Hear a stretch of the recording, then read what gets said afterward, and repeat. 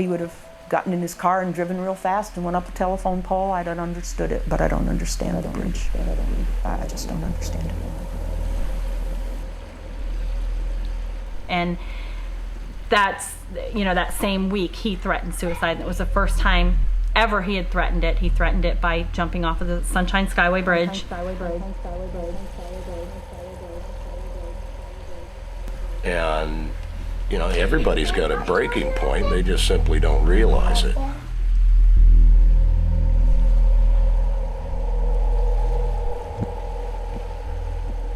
And I remember specifically looking at the clock because he was supposed to be to work at 8. Or actually 9. He was supposed to be to work at 9. And I picked up the phone to call him at 6:30, and I said, you know what, it's kind of early. Let me wait an hour or so because he's probably tired. He needed the sleep. So I waited till 7:30 and called my brother. And my brother actually jumped off the bridge at 7. What really takes place is you get in this kind of tunnel vision and you can't get out of it. I kind of woke up pretty quick when I hit the water. And I actually found out he had been driving over that bridge several times that day, contemplating pulling over and jumping. I didn't go back. And now I have to live with this. I have to live with it. I have to live with the pain of losing my brother. He had 3 beautiful children. They have to live without him.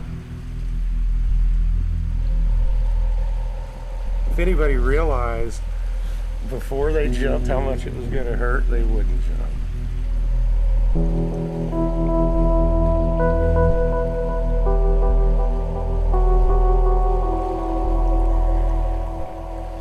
The pain comes and goes. Some days it's worse.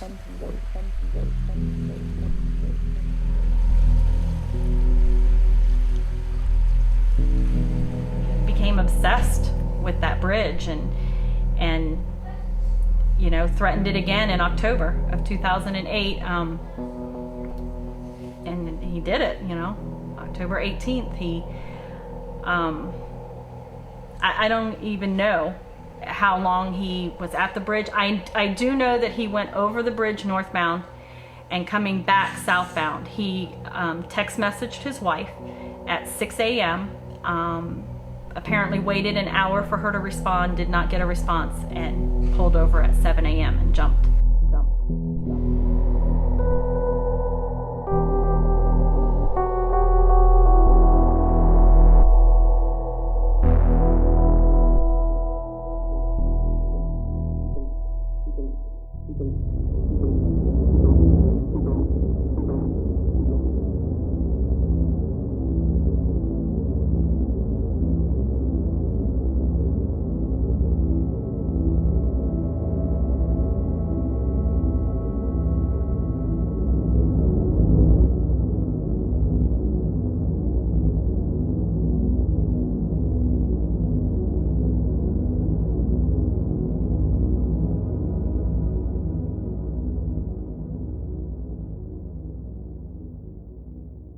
The Skyway Bridge has a daunting past. Starting in 1980, where 33 people lost their lives when a ship collided the original Skyway.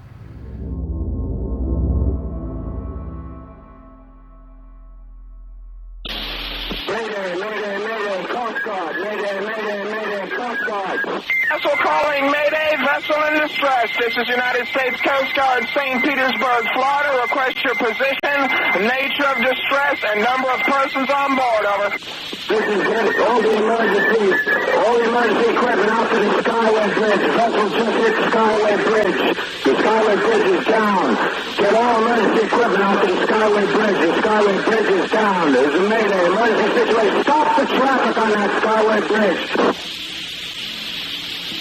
This is Coast Guard, St. Petersburg. Roger, what size is the vessel that hit the bridge, over? The large vessel. Stop the traffic on the Skyway Bridge. There are some people in the water. Get emergency equipment out to the Skyway Bridge now. This is Coast Guard, St. Petersburg. Roger, what vessel are you on, over?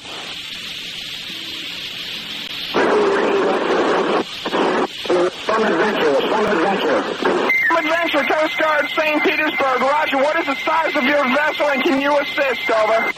Cannot assist. We're 606 feet long, light draft. We cannot assist. We are in on abutment. Stop all the traffic on the bridge. Send some vessels out here to render assistance. People are water. This is Coast Guard, St. Petersburg. Roger.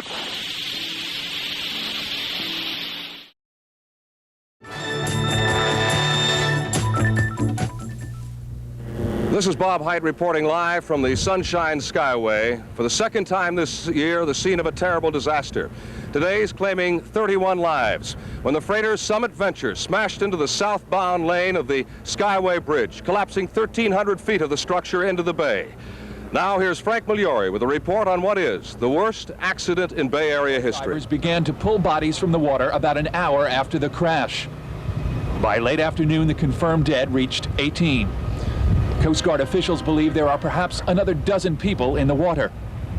Many of those people were passengers on a Miami-bound Greyhound bus. Trooper Leroy McIntosh, first officer on the scene. I could see a couple of people in the water. I could also see that there was a bus in the water, but I couldn't see any vehicles in the water at all. I was advised by one of the drivers, which was behind the bus, that there was possibly 2 or 3 cars in the water. Yeah. What could you see of the bus? I could see the side of the bus, and I could also see that the door was open on the driver's side, but I couldn't see any people in the bus at all. I could see clothing, which was floating around in the water. A boat trying to come through in weather conditions as His car skidded to a halt just 2 feet short of plunging 140 feet into the water below. We all bailed out of the car and went back up to stop the other cars waving, and we got all the other cars stopped. What were your thoughts when you saw what had happened and you finally came to a stop? I figured the Lord was real good to the 4 of us.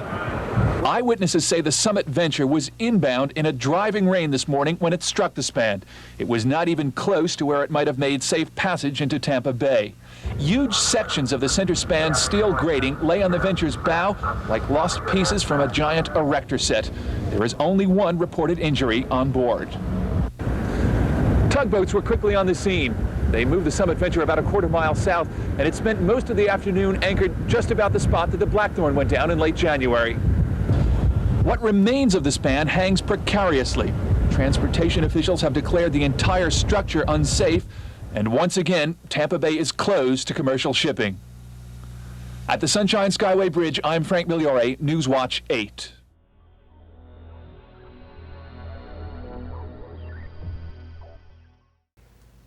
I used to live in a place where every day I looked out at that bridge, every single day. And it's pretty amazing. It's a pretty amazing sight. And I think I can understand its magnetism. I think that final moment of standing up there, and usually there's no final moment, you know, people aren't standing there looking around because they've made their decision by the time they get there. The reality is they just climb over and jump. I don't know, I just look at that bridge and I go, I couldn't do it. I mean, you really have to be severely depressed or mentally ill, something, to jump off that bridge. I think that people get obsessed with the bridge. I think you see it in the mainstream media, you see it out there, people doing it, and I think there's some people that just honestly get obsessed by the bridge and jumping from it. Yeah. And that's the way they want to end, or they're trying to leave a legacy. I'm not sure. It's hard to tell what's going through their minds. You know, especially on our end, we don't know. All we do is we pick up. Yeah, we're dealing with the aftermath of it. I think that the Skyway, there's just something about bridges that have always been an attraction for people to jump off, whether it's the Skyway or the San Francisco Bridge or overpasses. We have people who jump off overpasses, they jump off into the rocks. Jumping seems to be a fairly common, you know, methodology, and it just looks like, you know, if you jump, what's the possibility you're going to survive that? And it's just, I think that too. It's there, and when you're in that state, when you're in that suicide state, you're just looking for a place, and that just, to me, would be a gravitation point. I think that's why people jump, because they're in that state of mind. And when you're in that state of mind, you lose all perspective. All you can see is your pain.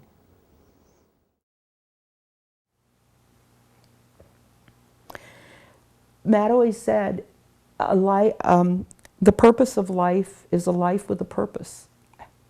I don't know what purpose was served by jumping off a bridge. He had a life.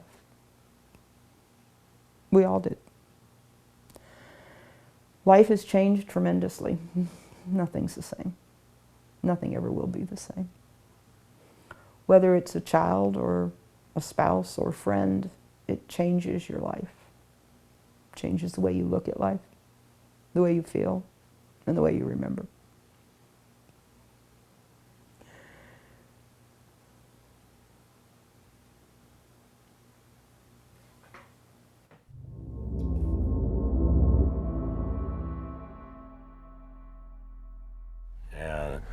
And looking back on it, it's like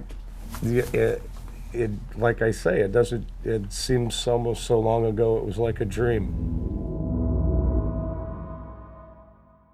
When you commit suicide, there is something wrong, and that's what people need to address. Not that it's a selfish act, not, how dare them do this to their loved ones. We need to address what causes people to get to that point and find out how we can help them before that point. The Crisis Center provides a broad myriad of different services to men, women, and children in our community who are the victims of life's problems. Some of those are small, and some of those are very large. And so we provide a regimen of counseling services, of intervention services, even medical services that helps people to overcome crisis that they encounter in their lives. Well, it is interesting that our crisis hotline workers sit in a room looking out at the Skyway Bridge as if being constantly reminded of what the potential for human despair is. There's not a minute that any of them are on the phones that they don't see what that potential is. And when you look at that bridge every single day, it's very easy to think about what it would be like to see your life as so meaningless, as so painful, that climbing up to the top and throwing yourself off would feel like a release. It makes me really sad, but I understand it. And I wonder if maybe more people than not understand it, and that's why it's so iconic. When the bridge phone rings, it's a very specific ring. Anybody in the program can pick it up, although the new people tend to look at it with terror. After a while, everybody's used to it. You put down whatever you've got, whatever you're doing, and you pick that phone up.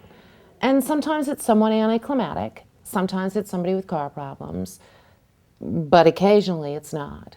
Sometimes it's that last connection that somebody's looking for. And so at that moment, you are faced with having to hold on until the Florida Highway Patrol gets there. And they're pretty quick. I mean, we're talking a few minutes, but that's a long few minutes. But if it works, if you manage to make that connection, if you can hold on for those few minutes, it is amazing. It is what we're there for. It is. As morbid as it might sound, it is, you want to know every last detail, good or bad. And I wish that I could find who found my brother, and that I could tell them, I'm sorry. I'm sorry that you had to be part of this, because I can imagine I can't imagine finding a body in that, you know, in that condition, floating in the water. And, you know, I go boating with my 2 sons. I can't imagine. And I just, you know, like for me, it's important to let that person know that my brother didn't think of that, because I think if my brother would have thought of that, maybe he wouldn't have done that. And maybe that's something that I should have said to my brother. You know, what about, you know, if you jump, what about the person that's going to find you? You know, what are you going to put their lives through? Well, the first thing that happens is when we initially receive the call of a jumper from the Skyway, the first thing we do is get on the phone.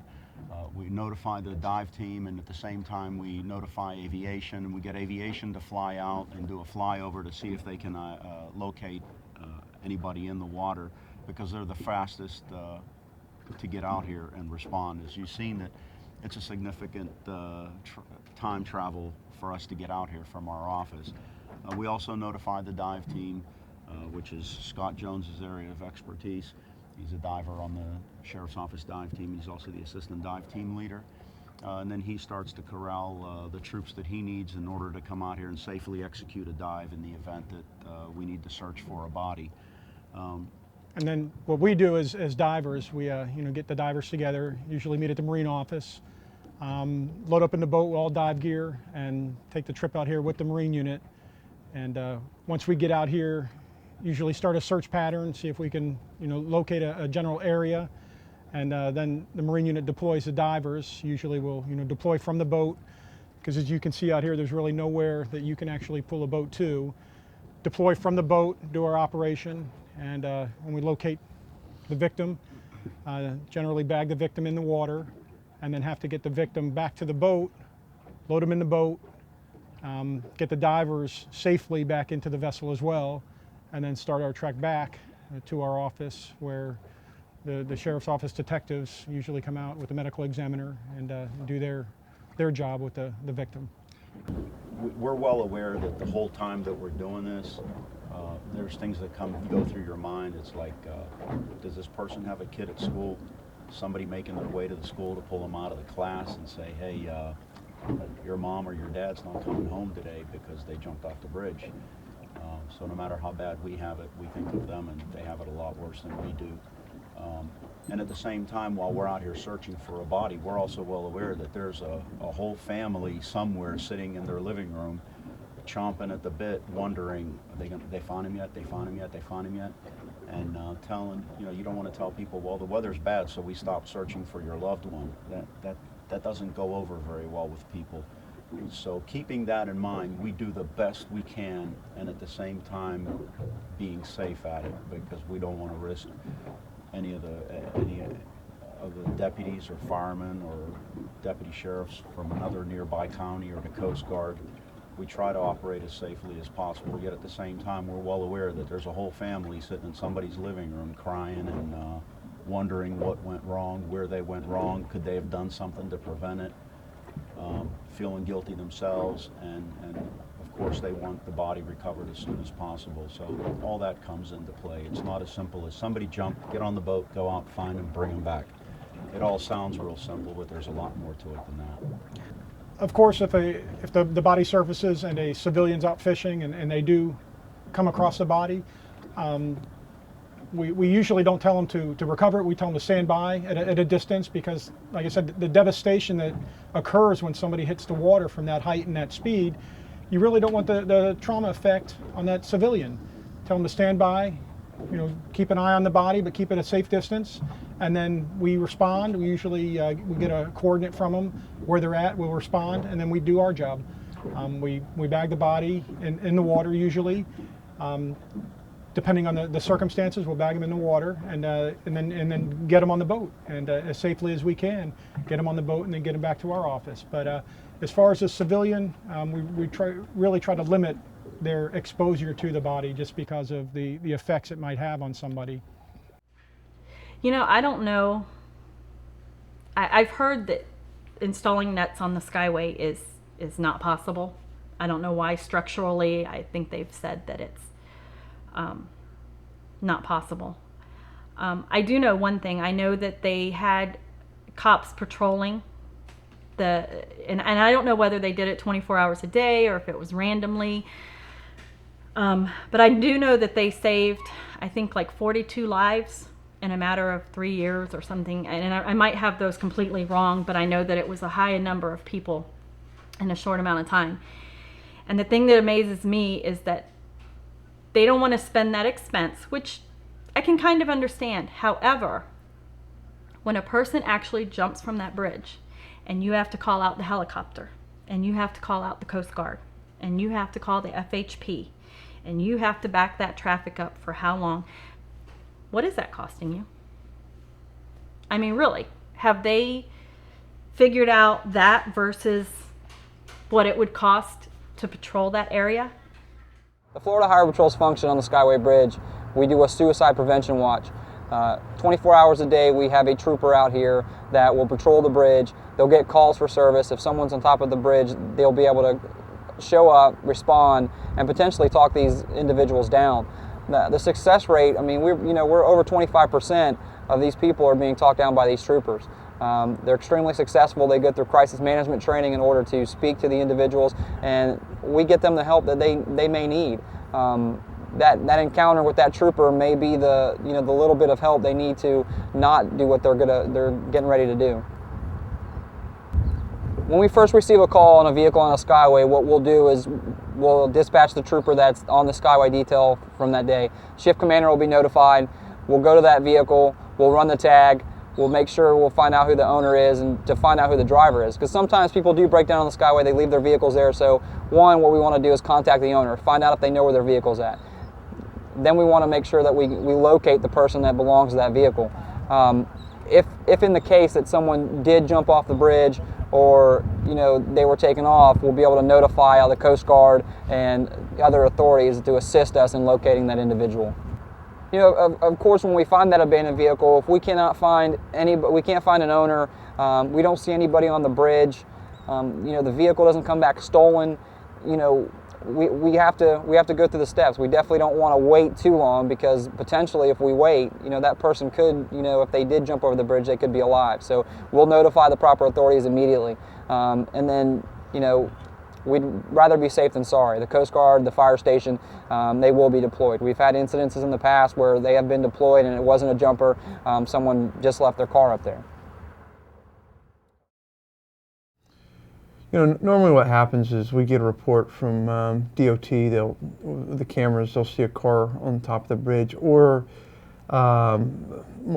even more likely is that now with cell phones that someone will call us and say, a car stopped on top of the bridge, and most people know that's immediately suspicious because there's not really any place for people to stop up there. It's not encouraged at all, and so we normally get a call. A lot of times it'll be routed to us and the Florida Highway Patrol. They generally have a trooper assigned to the center span of the bridge. The center span, of course, is in Hillsborough County. It's kind of just a bit of an oddity, but it requires us to either travel down towards Bradenton, Florida, or travel over to St. Petersburg to get to the center span, which is in the middle of the shipping channel. And so we usually have a delayed response getting there. So sometimes there'll be another agency there before us, sometimes not.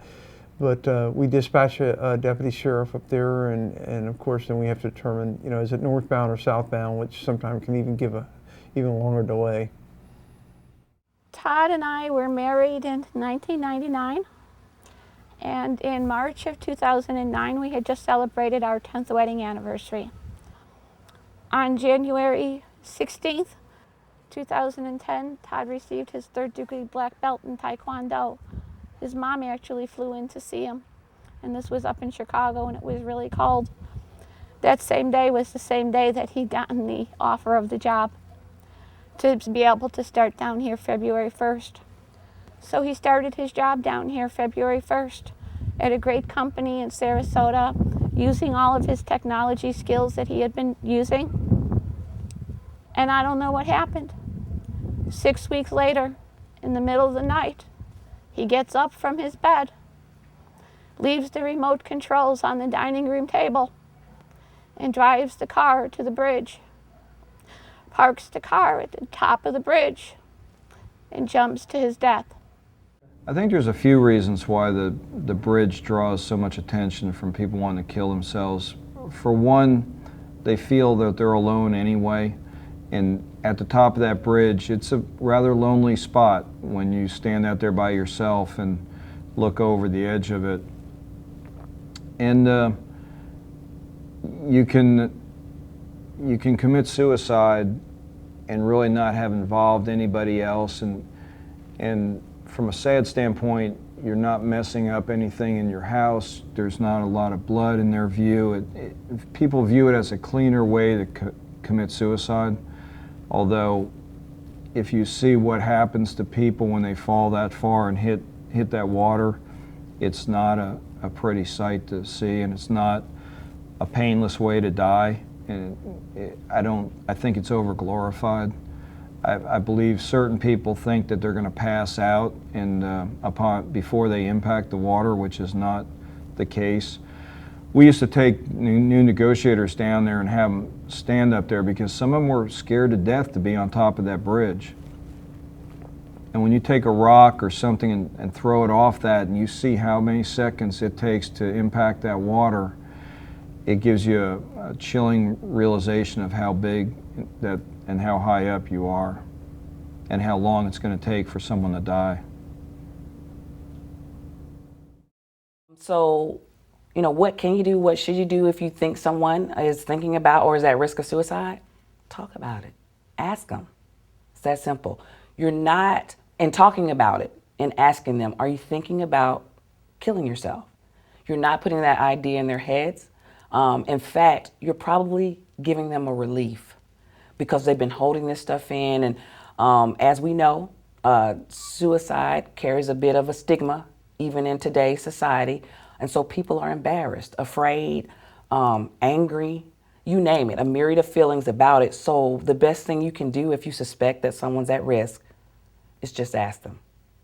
They're trying to get maybe, you know, someone to feel sorry for them, and it's just not so.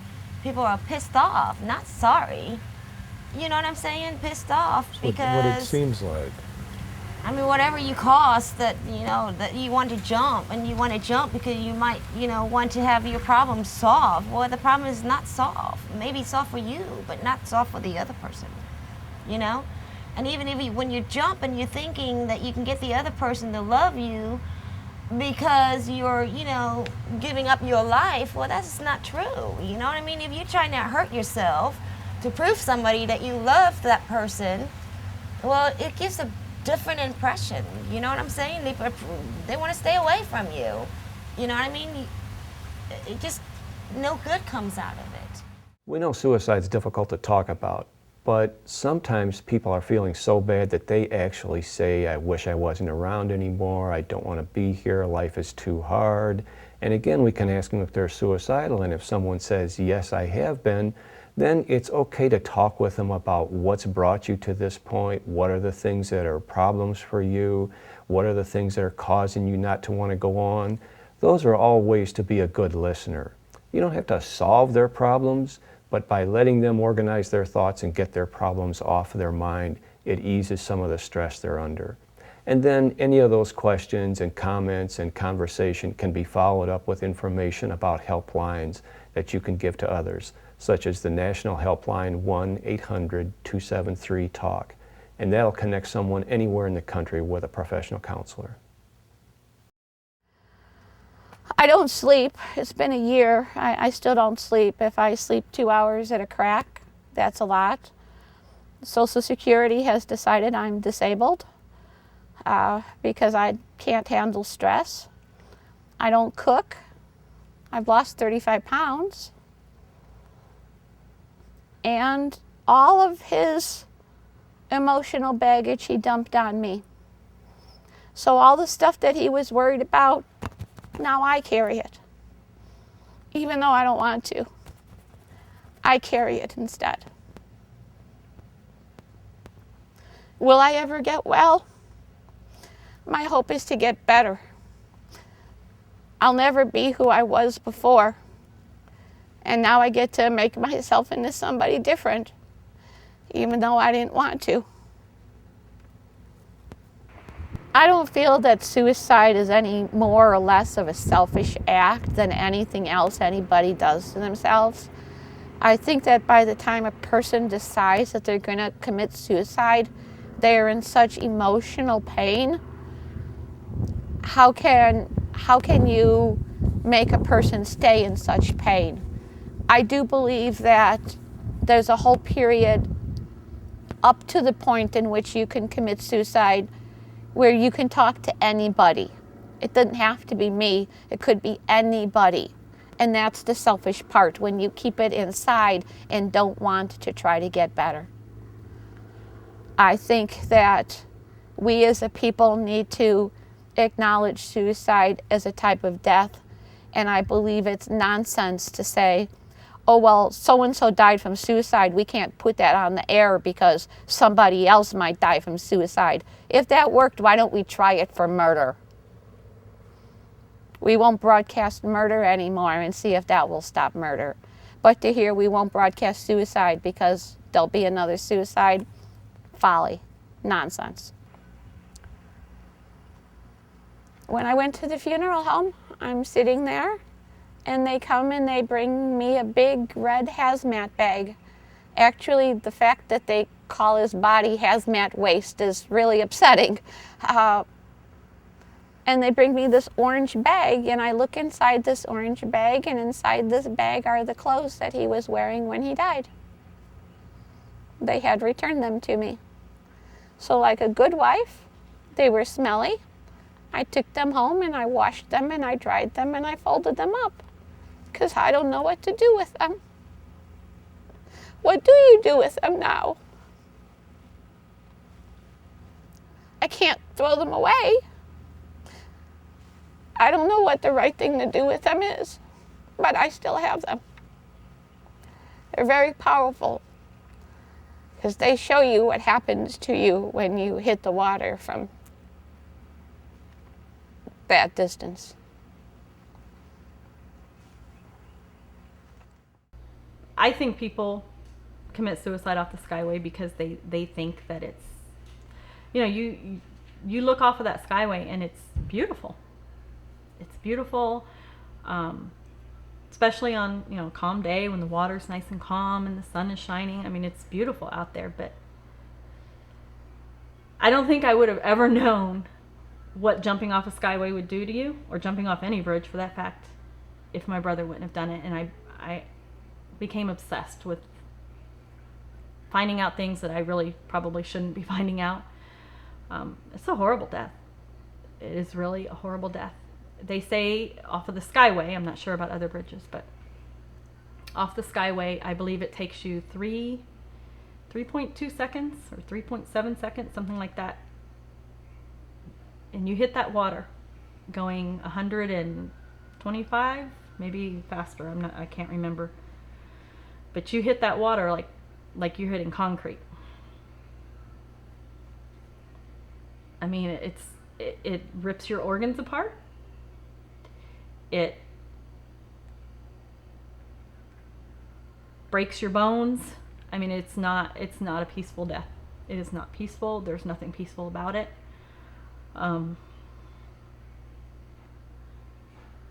don't know. Anyone thinking about committing suicide in any fashion, I think, should really think twice. You leave behind a lot of people. You devastate a lot of lives. And the funny thing about it is, the one person that you want to devastate isn't usually devastated by it. If there's one person or one thing that's causing you to do this, it's not really going to matter to them. It's going to matter to all the other people that loved you and cared for you. Well, let me quickly bring about the very core of the romanticism of the Skyway Bridge. Last time you were down at the beach, you enjoyed it, didn't you? As a matter of fact, you stood there and you felt so small. Wow, how beautiful. Would only be natural to want to go choose a beautiful place to die now, wouldn't it? It's beautiful when you're standing up there. It honestly is. When you jump, you go down so quickly. It's just incredible what you feel. But when you hit that water, there's nothing romantic about that. Do you know normally it rips people open from the inside? Is there something romantic about me tying you to one leg to a tree and the other one to the back of a pickup truck and driving off? Is that romantic? People get ripped to pieces when they hit that water, and you're alive. You feel it. You feel every bone breaking. I had to swim out of there with a broken neck, a collapsed lung. As I tried to get out of the water, when sanity had returned, how bad I wanted to live. I was willing to swim. I was willing to do anything to stay alive. Swimming in pain over these waves to where I couldn't see the other side. And I finally could. I could see the rocks over there. All I could think was I was going to make it on them rocks. As I got closer to the rocks, the waves slammed me into the rocks. I could feel every pain, everything broken, everything shaken. You know, pain beyond tears. Pain that people don't understand pain. You know? And it was all at the core of what's going on in the mind being misdirected. You know, losing sight. Now, the romanticism of the bridge is an illusion.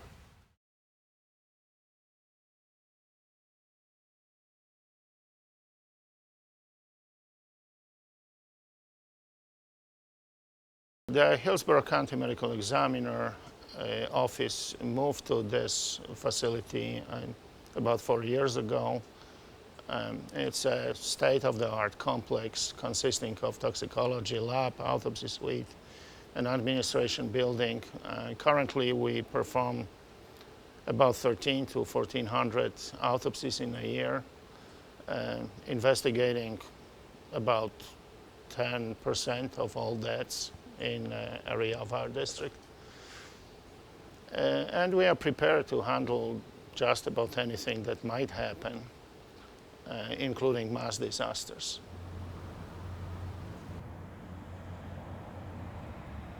Medical examiners are doctors appointed.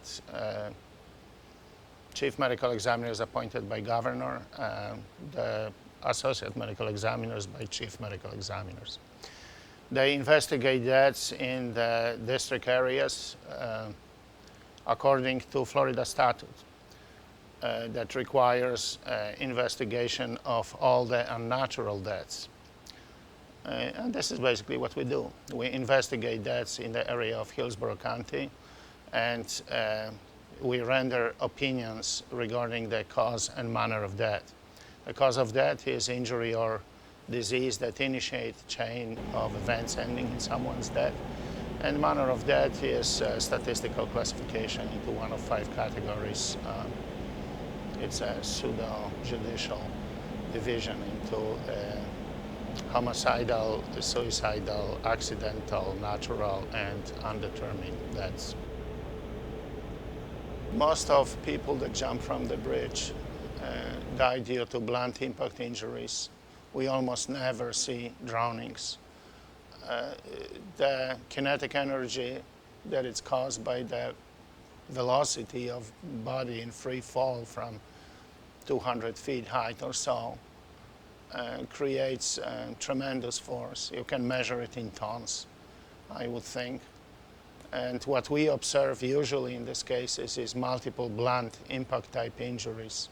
Fractures of ribs, fractures of other bones, fractures of spine, lacerations of internal organs like liver, spleen, lungs, heart, injuries to the central nervous system, neck injuries.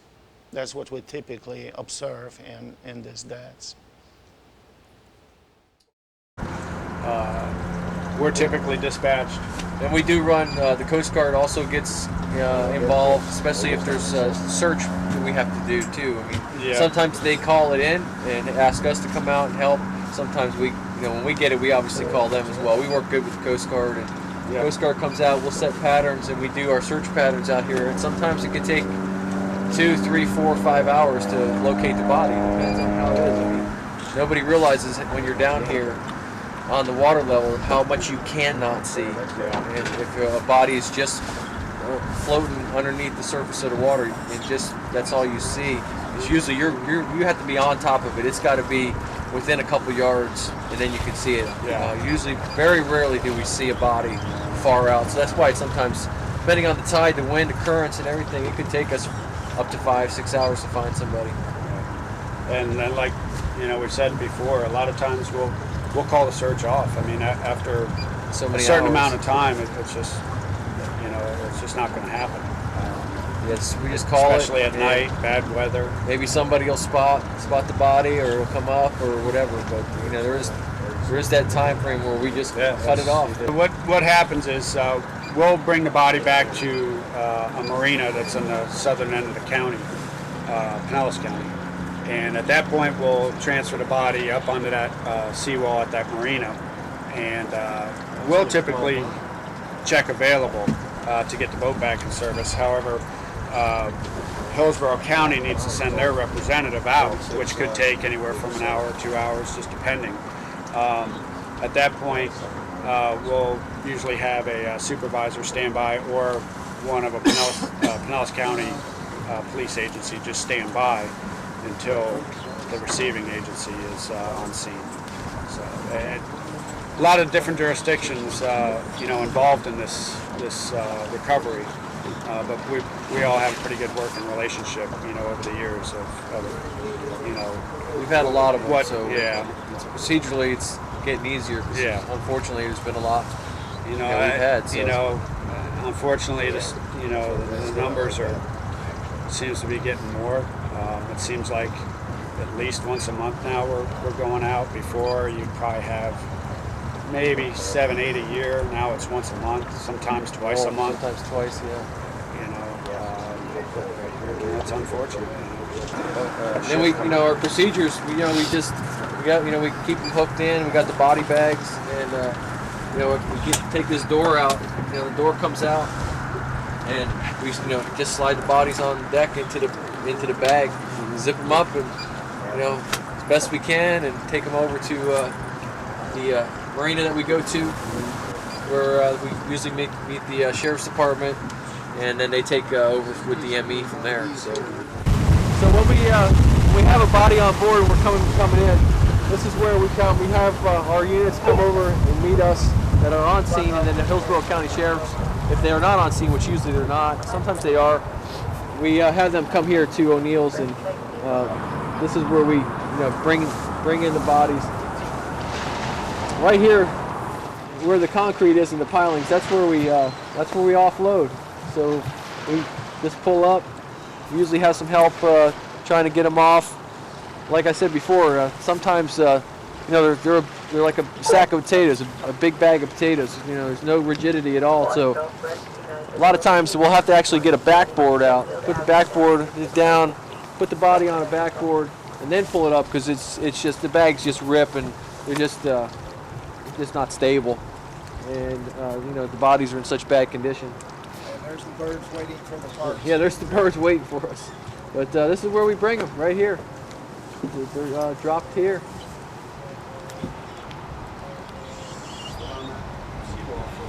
And sometimes hours upon hours in the hot sun.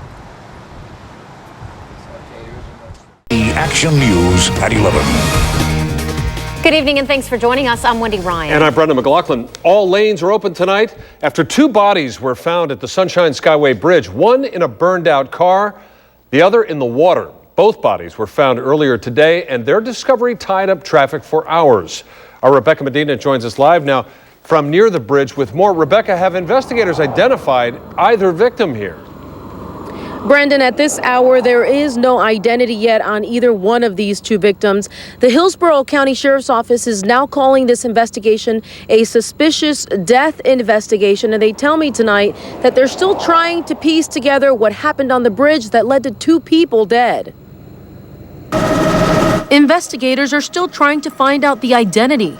of the person who was found inside the trunk of this car that was set on fire.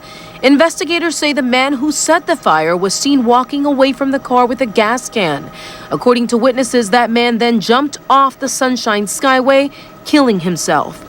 The southbound lanes of I-275 were backed up for at least 3 miles for several hours on Monday. Investigators believe the man who jumped was the driver of the car. And investigators tell me tonight that they obviously still need answers to lots of questions, but the burning questions are who these two people are and what is their connection to each other. We're live near the Sunshine Skyway. Rebecca Medina, ABC Action News. If you are concerned about keeping someone safe after they've shared that they are having suicidal thoughts, one of the things that you can do is make certain that if there are means available to try and help restrict access to those means, whether it's pills or guns or time alone to harm themselves. So giving a gift of your presence or letting them know or connecting them with other supports in the community as you're getting them to seek additional help for whatever's going on in their life that is so unbearable, intolerable, that they don't want to see another tomorrow. So try and remove the means, be there for the individual, and offer some support in addition to your presence. Part of what had such a great impact on me developed as I researched the problem of suicide here in our county. And as I looked through all the coroner's reports and the data, what I discovered was that there was a large number of these cases that were in a single zip code, larger than any other. And yet that zip code was unfamiliar to me. And I looked on maps and couldn't find it. And it wasn't until later I talked to the Highway Patrol folks who informed me that that zip code was actually the center span of the Skyway Bridge. And that, in fact, that is a part of Hillsborough County, and that's where those fatalities were all noted. So when someone goes up to the top of the Sunshine Skyway Bridge with the plan of ending their life, they will on occasion pick up the phone that's in the emergency call boxes, and they'll make that call, and that call comes directly to the Crisis Center at Tampa Bay. And one of our specially trained counselors will pick up that phone and talk to them. To the best of my knowledge, never ever has someone followed through on their plan to take their own life once we've engaged them in that conversation. And it's the same point that we try to make with anyone else, is if you know how to make that conversation a meaningful one, you can save a life.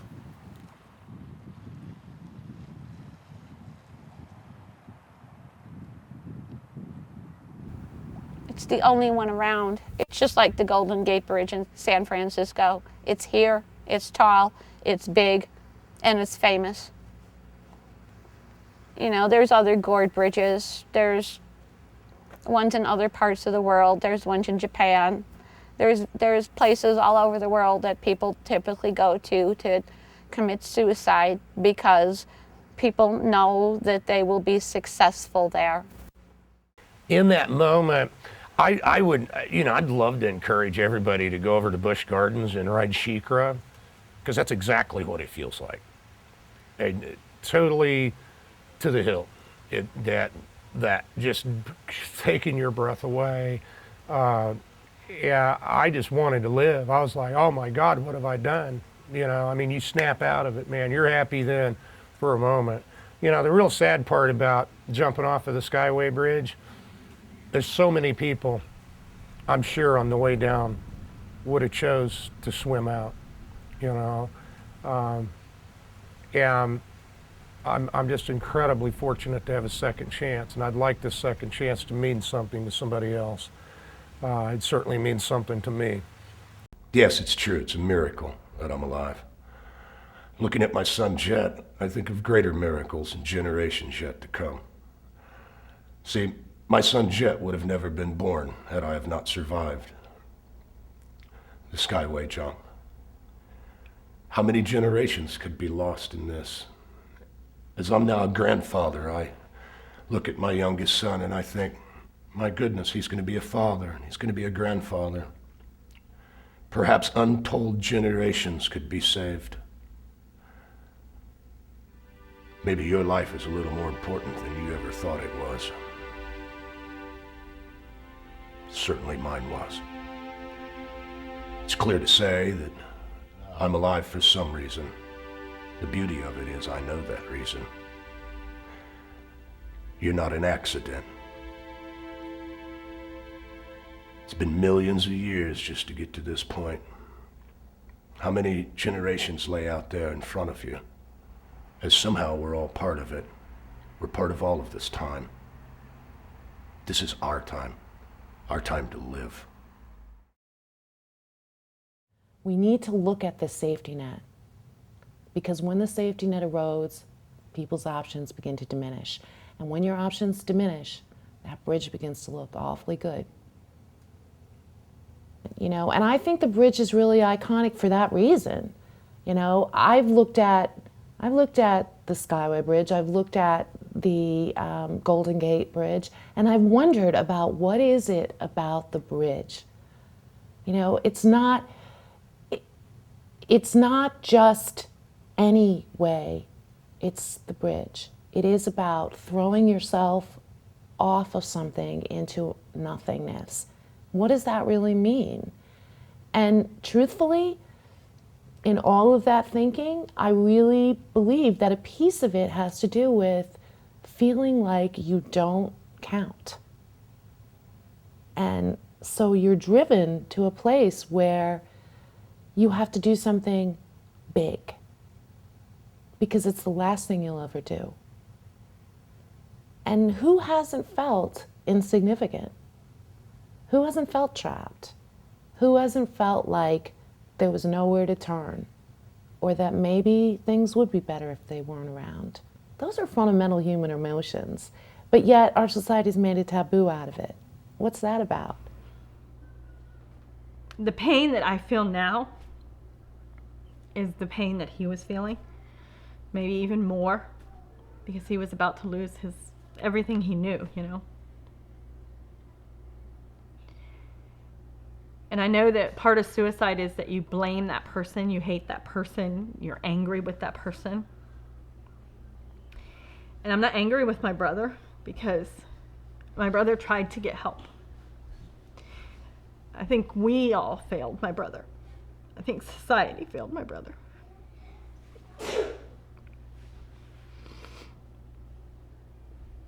And people need to be more aware about suicide. People need to know that it's real. If somebody says it, they're going to do it.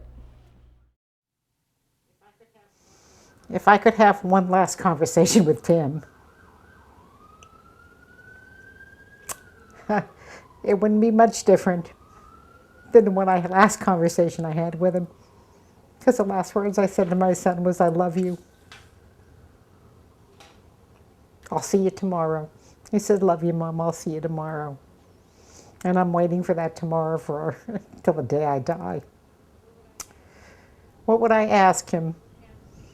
I would ask him, what more could have been done to help you?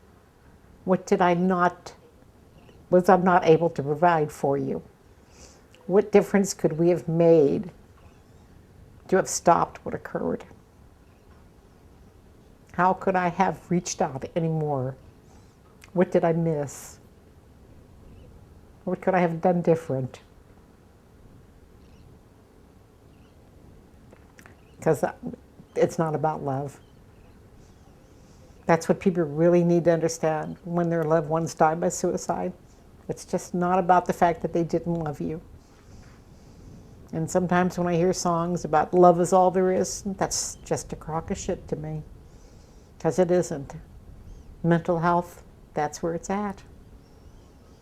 It's what's going on in between your ears.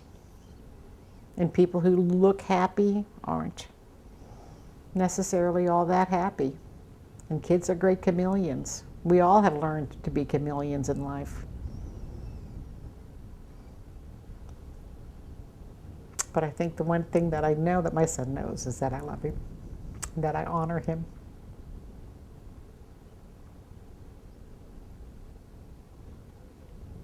And if there's any way we could have stopped this, I would have gave my life for it.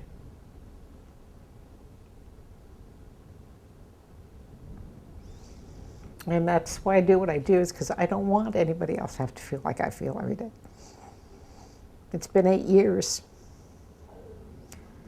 And that first 5 were pretty difficult. The first 5 or 6 were the most difficult years in my entire life, living through this.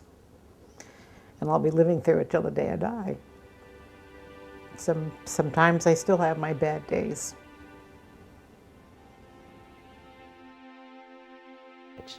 As if being constantly reminded of what the potential for human despair is. There's not a minute that any of them are on the phones that they don't see what that potential is. And when you look at that bridge every single day, it's very easy to think about what it would be like to see your life as so meaningless, as so painful, that climbing up to the top and throwing yourself off would feel like a release. Hundreds of people have lost their lives on the Skyway Bridge due to suicide. If you are experiencing suicidal thoughts right now, please contact someone. And if you find yourself on the Skyway Bridge, please use the phones. You need to talk with somebody right now. It's going to be okay. It doesn't mean you're crazy. It just means maybe you're a bit overwhelmed with life at this moment.